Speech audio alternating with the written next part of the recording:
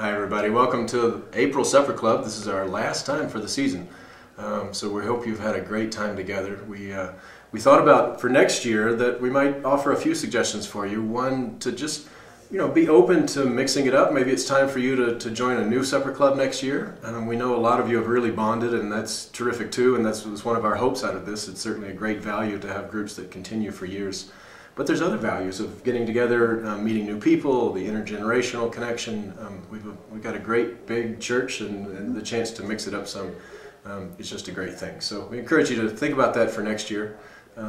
But for this year, today. Yeah, we actually got some feedback about the book we've been using, and while maybe it was just people having enough time with the book and it was time to move on to something else, but we actually had some feedback that said we weren't quite edgy enough in terms of the topics, or it didn't produce enough conversation. So for this time, we decided we could think of something that would be a little more edgy. And in this political season, we thought, why don't we talk, or have you all talk about politics and faith?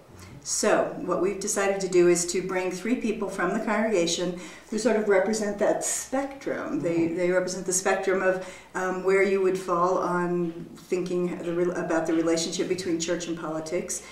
So we hope that this will produce some conversation. Take a look. Should politics play a role in church? No. I come here for my spiritual life. I want to be fed spiritually. I don't want to get political insight from the pulpit, and especially from ministers who are trained in Bible and theology and church history. It's not economics. It's not government policy. When they stand in the pulpit, it's a one-way conversation too. It's tough for me to come into this beautiful sanctuary that it means so much to me, and to have the minister telling me his or her political viewpoints, and where I have no chance to give any kind of feedback. There's a reason that we separated church and state. Church and politics, it's a good question. It's, I have mixed feelings about it.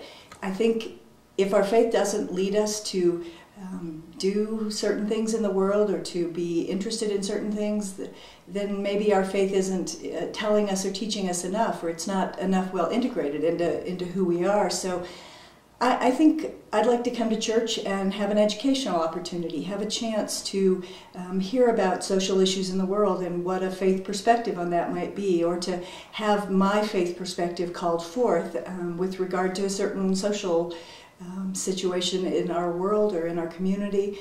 In terms of the pulpit, I'd like to be led there. I'd like the clergy to be, like any of us, engaged citizens in the world, and to know what's important and relevant in the world today, but not necessarily to take a stand or to fall onto either side, especially to fall on a partisan side of things, to have someone be able to stand in front and lead me and ask me to be engaged, call upon me to be a really good citizen. I think that's where I would fall with church and politics. But wait, where's the prophetic voice of the church? It's your job as ministers to be leaders from the pulpit all the way to the steps of the Capitol. We separated church and state, for a reason, so that the church would be free to speak to the state. We want to be able to speak truth to power. Jesus was political, and a lot of times the social issues of our day, they become political issues, and we prove our faith by following Jesus into this arena. Or maybe you're just afraid to lose pledges. Well, I think we found some different variety of opinions in terms of church and politics. Diverse church we've got here. Yeah. The questions? The questions. So obviously the question is, what's the relationship? What's the place?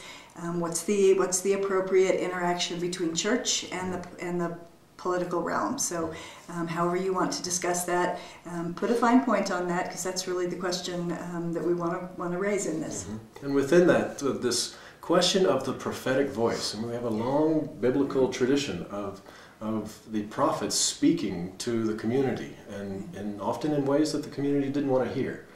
So how do we do that within our community that we want to stay together and hold together too? How do we honor that prophetic tradition in our own tradition, our religious tradition, without it becoming Divisive. Divisive, yeah, that's a good way.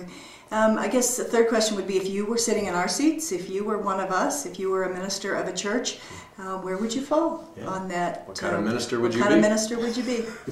So enjoy, and we will see you either at church or next fall in Supper Club. Everybody. Thanks. Bye.